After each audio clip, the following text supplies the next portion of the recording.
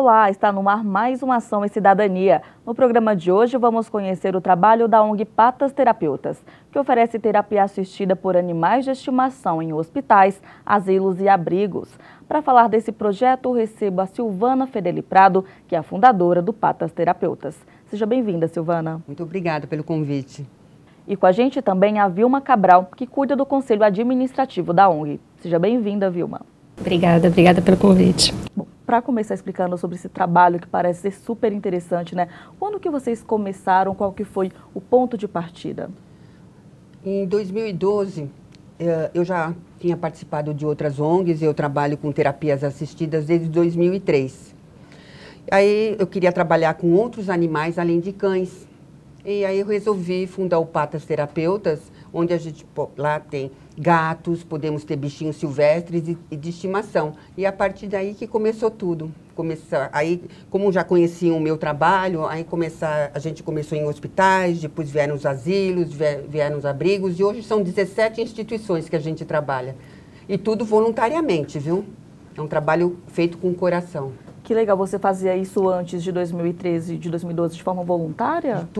Sempre foi de forma voluntária. Eu queria ser voluntária, aí eu vi um programa especial, a cabo, fora do Brasil, que falava sobre as terapias assistidas por animais. Eu me apaixonei, porque falei, é isso que eu quero, trabalhar de voluntária com o meu bicho, é a melhor coisa que tem, né? Fui procurar, tinha uma ONG em São Paulo, fazendo esse mesmo trabalho, me filiei a essa ONG. Aí comecei a trabalhar, comecei como voluntária, eu gostei, fui para monitora, fui uma coreana.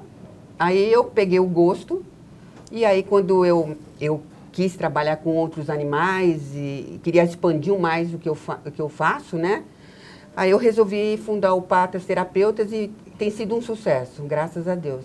Que legal. Vocês trabalham com modalidades de atividade, educação e a terapia assistida, né? Sim, são três modalidades. Como funciona cada uma delas?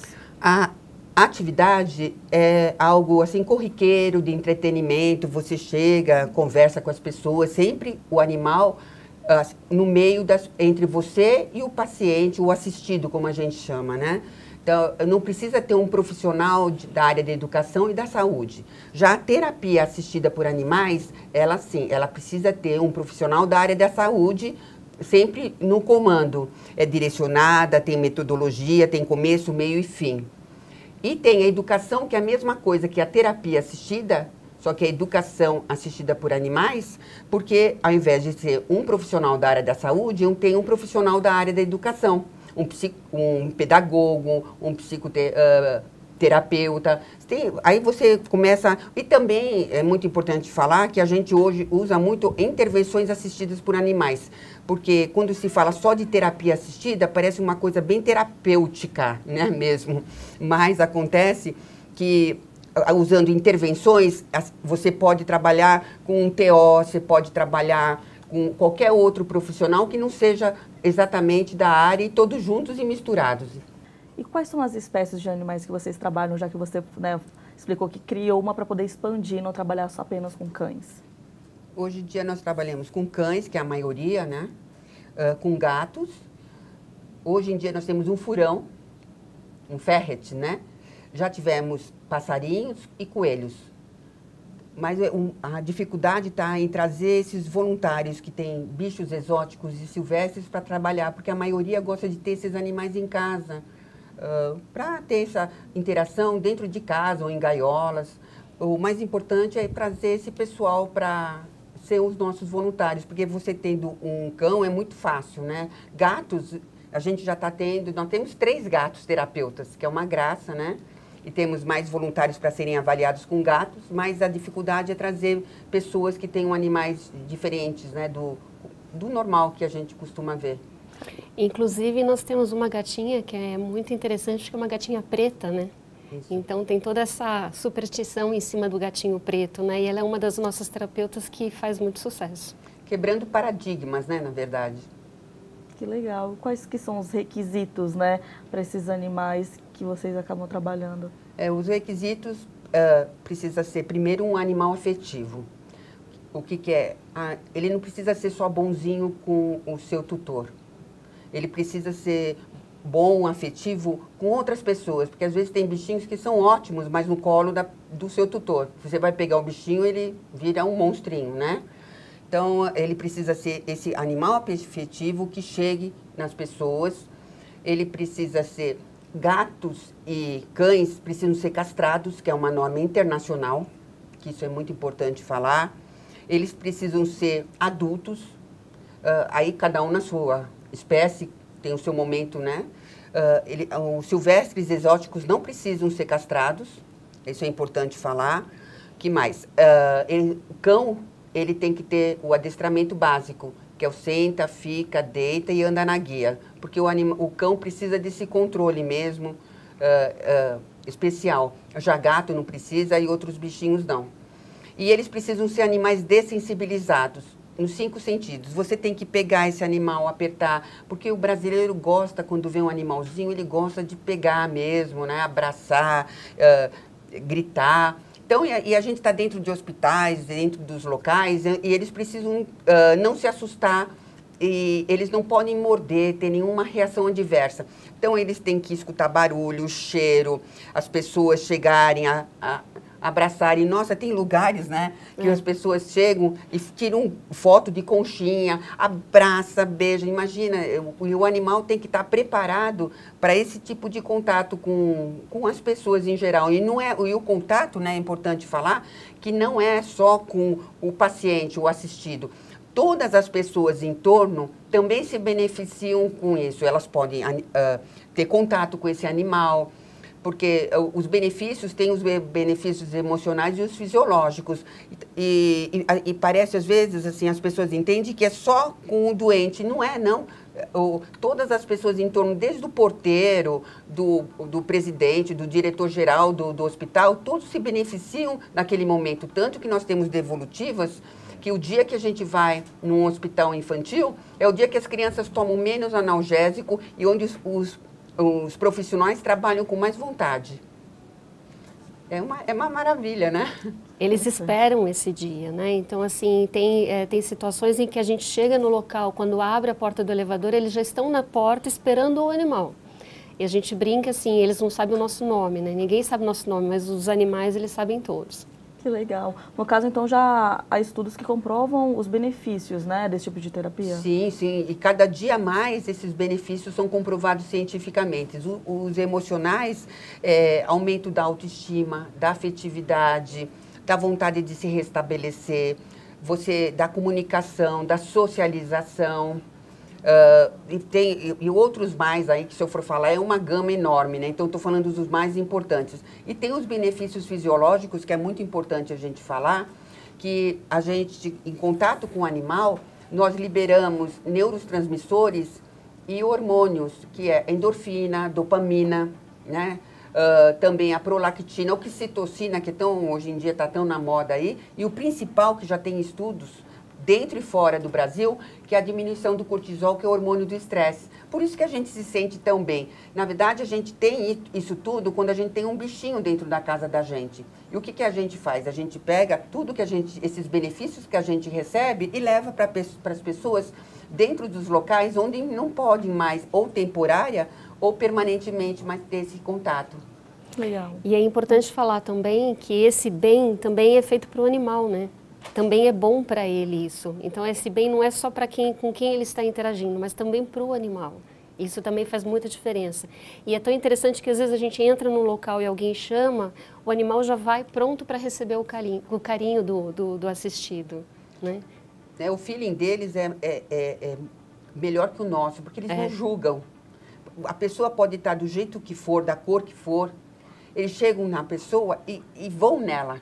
Você quer uma coisa melhor? Você está lá no hospital todo, às vezes, com uma cor diferenciada, de um jeito diferenciado, se sentindo tão mal, aí chega aquele bichinho, ele não importa como ele vem, quer te lamber, quer ficar perto de você. É isso que a gente faz. Que legal. E quem são as pessoas que participam, né, desse processo, dessa visita que vocês realizam? Você está falando de pacientes? Sim, de profissionais e do próprio corpo de vocês, de voluntários? Voluntários, qualquer pessoa pode ser voluntária, com e sem animal. É muito importante a gente falar isso, porque às vezes você não tem um bichinho, mas você gosta da causa, quer fazer um trabalho. Então, você também pode fazer esse trabalho, porque você pode nos ajudar a explicar para as pessoas o porquê daquele animal dentro da instituição. Você, por exemplo, eu tenho 3 animais terapeutas.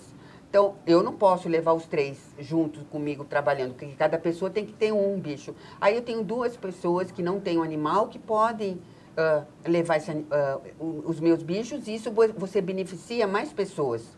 Então, não tem idade, qualquer pessoa pode ser, não tem etnia, ou seja, você querendo ser voluntário, querendo trabalhar com o coração, você pode trabalhar. E em termos de paciente, nós temos toda a gama de pacientes, porque são 17 instituições, então tem crianças, adultos, idosos, adolescentes, doentes crônicos, doentes oncológicos, o problema nos rins, transplantados, temos de tudo. E hoje nós entramos até em UTI com os nossos animais. Tudo porque nós temos protocolos de saúde e comportamento muito rígidos para esses animais estarem dentro desses locais. Então, isso é muito importante. Não é qualquer animal que pode entrar nessas instituições, porque a gente tem que lembrar que as pessoas têm um sistema imunológico rebaixado. Então, a gente tem que ter todo o cuidado. E o cuidado também é com os animais e com a gente. Lembrando que esses animais, por terem a saúde em dia, né, eles são totalmente vacinados, limpos. A gente passa nas patinhas para adentrarem clorexidina 2%. E todo esse cuidado faz com que eles também não carreguem nada. Porque o maior problema não é a gente passar para os pacientes as bactérias, é a gente levar as bactérias para casa. E, graças a Deus, nesse tempo todo que eu trabalho, o nível de infecção nos hospitais, né, é 0. Isso que a gente tem devolutiva dos próprios hospitais. Que bom. E temos instituições também que não são os hospitais, né, nem casas de repouso, como a Polícia Militar e a CET hoje. Que legal. No caso, por exemplo, dos hospitais, há sempre um acompanhamento profissional também junto com vocês nessas visitas? Sempre no hospital, aliás, em qualquer instituição que a gente trabalha, sim, sempre tem uma pessoa encarregada de nos acompanhar, porque isso é uma norma nossa, sempre tem que ter uma pessoa que possa estar olhando tudo que a gente faz e que também o atendido, o assistido, como ela falou, a gente atende na Polícia Militar, no Copom, sempre tem um policial com a gente. No hospital, um enfermeiro ou um médico, e assim passa por todos. Como que é esse trabalho na Polícia Militar, Vilma? Na Polícia Militar, a ONG começou um tempinho atrás, era um trabalho feito especificamente para um grupo de mulheres, de policiais mulheres e com depressão. Então foi feito esse trabalho durante um período de tempo, só que no final desse trabalho os resultados foram tão bons e foram tão significativos que a polícia convidou a ONG para que a ONG fosse até lá. Então hoje nós fazemos visitas a cada 15 dias. Então dá mais ou menos umas 2 visitas por mês, né, em semanas intercaladas. E o lugar que a gente visita é o Centro de Operações da Polícia Militar, o Copom. E enquanto eles estão lá trabalhando, atendendo, tem horas que nós entramos no auditório onde eles têm aula, têm apresentações. Na realidade, quando nós chegamos lá, é eles que nos dirigem para o local que nós vamos trabalhar naquele momento. Então, nem sempre a gente vai para o mesmo local e atender as mesmas pessoas, né? Mas nós entramos no local de trabalho deles, né? Para desestressar, para aliviar a tensão e deixar o dia mais gostoso. Muito legal, a gente continua falando mais sobre o trabalho de vocês no próximo bloco. Nós vamos para um rápido intervalo e já voltamos com mais Ação e Cidadania. Não saia daí.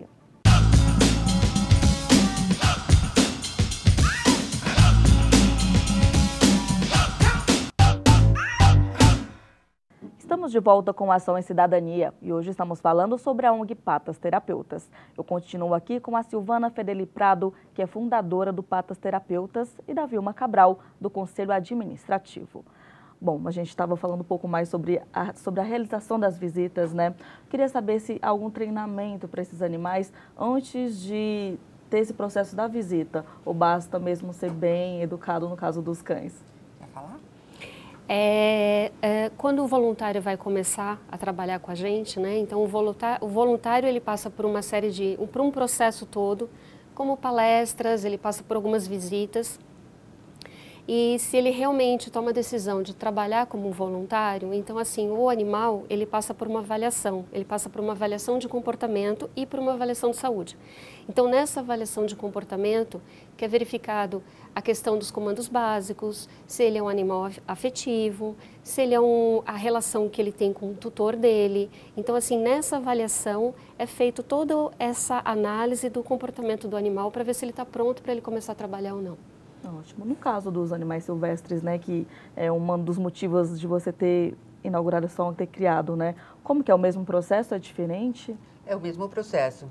Todos são avaliados da mesma maneira, claro, que cada um do seu jeito, né?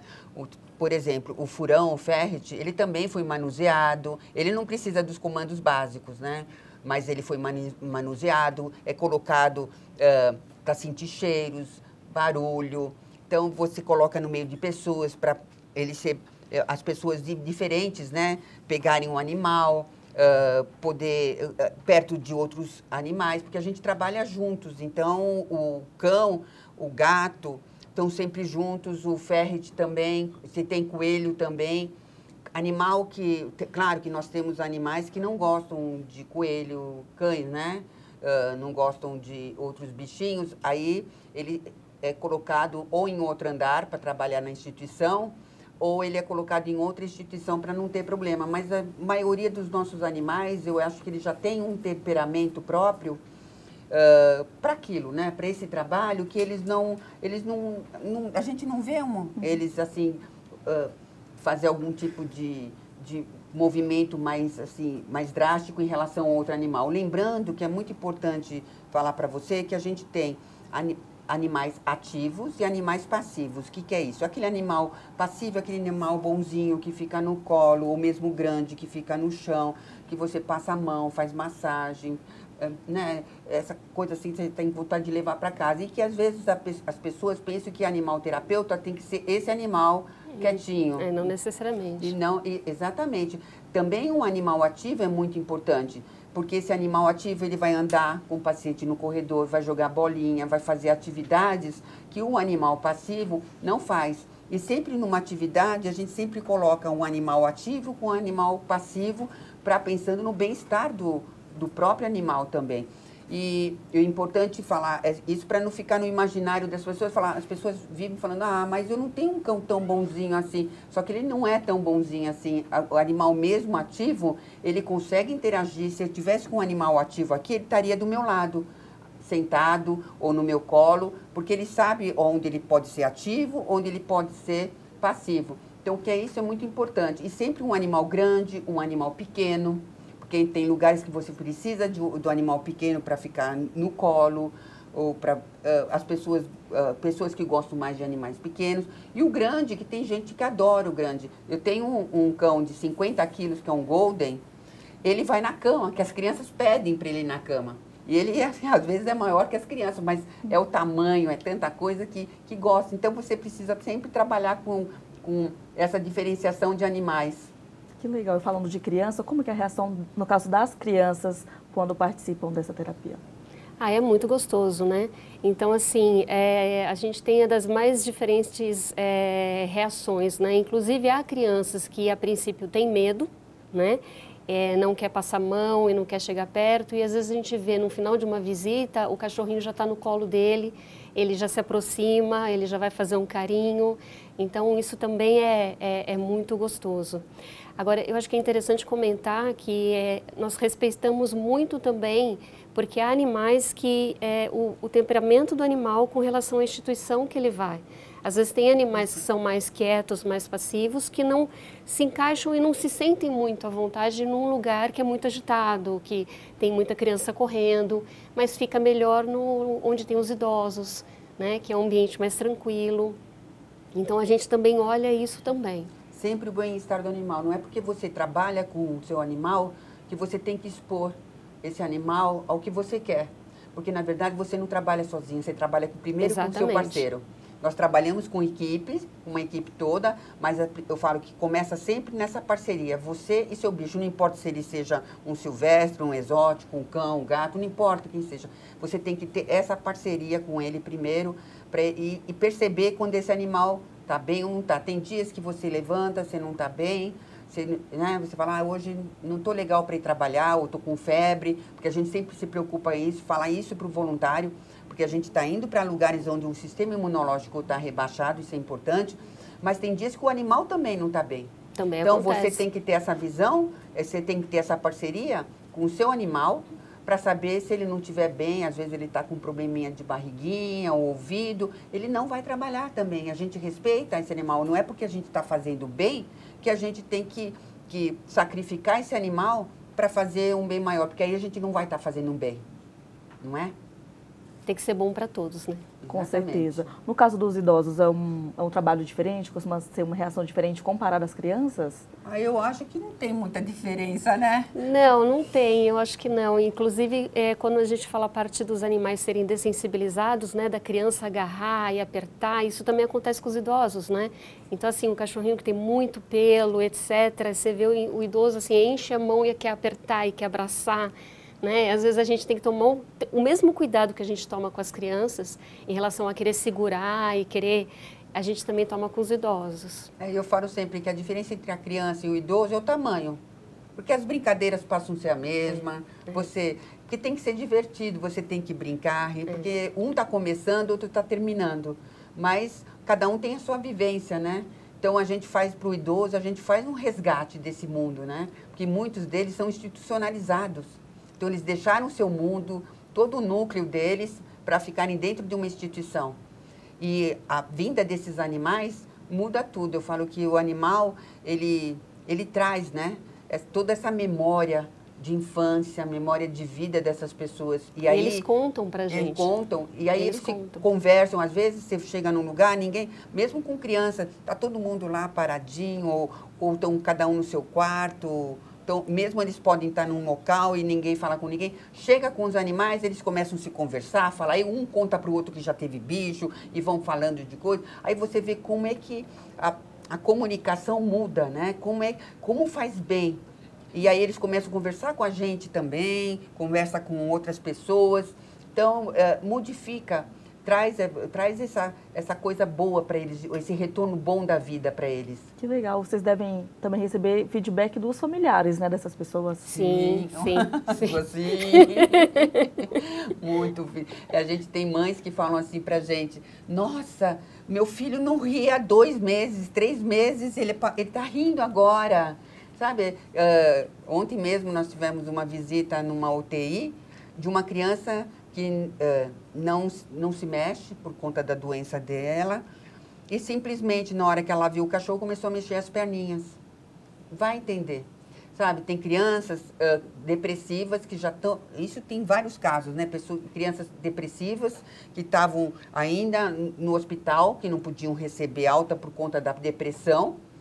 Com a visita dos animais, essa criança saiu do quarto, levantou, brincou e no dia seguinte foi para casa, porque mudou todo o quadro depressivo dela. Então, se eu for contar para vocês aqui, a gente vai ter que fazer muitos programas. E há situações também que nós já chegamos aí, por exemplo, numa UTI pediátrica, nós não vimos nenhuma criança, não entramos nenhuma criança, nenhum quarto de criança, mas quem esteve com o animal naquele dia foi a mãe de uma criança que estava internada. Então, foi ela que passou o tempo todo com o cachorro, passeou, tirou foto.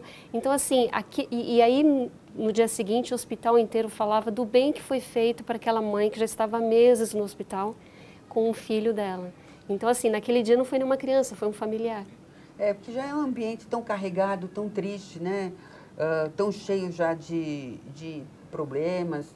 Então, o que a gente faz mesmo é levar essa alegria, né, para essas pessoas, mostrar que o mundo é lindo ainda, que a gente passa esperança, não importa o estado que esteja, porque a gente não pergunta das doenças, é muito importante. Nunca. Porque é uma norma, é uma regra, né, que nós temos, que é proibido a gente tocar em nome de doenças. Então, a gente passa pelas pessoas, não sabe, a gente sabe que é um andar crônico, sabe que é um andar de oncologia, porque é necessário saber, porque tem procedimentos que a gente tem que fazer, né, para chegar até a pessoa, mas a gente não pergunta nada e a gente quer mesmo é mostrar esse lado divertido, esse lado da emoção, do coração dessas pessoas, não importa quem ela seja, a idade, a doença. Como você falou, desde o porteiro até mesmo o próprio assistido, né? Exatamente. Nesse processo, várias pessoas são afetadas, né? E quais que são os desafios hoje para a ONG continuar realizando esse trabalho, né? E, enfim, levar alegria para tantas pessoas? Nosso maior desafio hoje é a nossa sustentabilidade. Como é um trabalho voluntário, nós não temos uma subsistência. A única coisa que a gente tem é uma lojinha onde a gente vende algumas coisas, né, para nos ajudar. Mas, como toda ONG, e a gente é uma ONG OCIP, a gente tem todo um encargo. Contador, tem impostos, tributos que a gente paga. Isso tudo acaba saindo do nosso bolso mesmo, né? Então, hoje em dia, a nossa dificuldade é trazer patrocínio, pessoas que entendam que elas vão nos ajudar por conta dos animais terapeutas. Mas o maior beneficiário disso tudo são os humanos. Então, tem que fazer isso. Hoje, a gente vê muitos patrocínios para protetores, animais que precisam. Eu acho assim, super justo, mas assim, eu vejo que as pessoas não compreendem muito esse trabalho do animal terapeuta, desse benefício que eles podem trazer para as pessoas. Essa é a nossa maior dificuldade hoje, que a gente luta muito. E, assim, sempre é um trabalho assim, herculano, né? Da gente conseguir fechar o mês. Mas o mais importante, assim, mesmo com toda essa dificuldade que a gente tem, quando a gente entra dentro de um hospital, vê um sorriso de uma criança, vê a senhorinha fazendo assim para receber, uma policial toda fardada, esperando a cachorrinha na porta do elevador, isso faz com que o nosso trabalho continue, entendeu? Que vale a pena, a pena fazer. Quem quiser conhecer e até mesmo ajudar, né? Quais são os contatos para conhecer a ONG? Nós temos o nosso site, temos o nosso Facebook, onde lá as pessoas vão encontrar a maioria das nossas fotos, que a gente coloca nossos vídeos, fotos, tudo. E tem um telefone, onde a pessoa pode entrar em contato. Tem quem quer ser voluntário, tem um botãozinho lá no site, quero ser voluntário, preenche uma fichinha, tem um botãozinho de doação.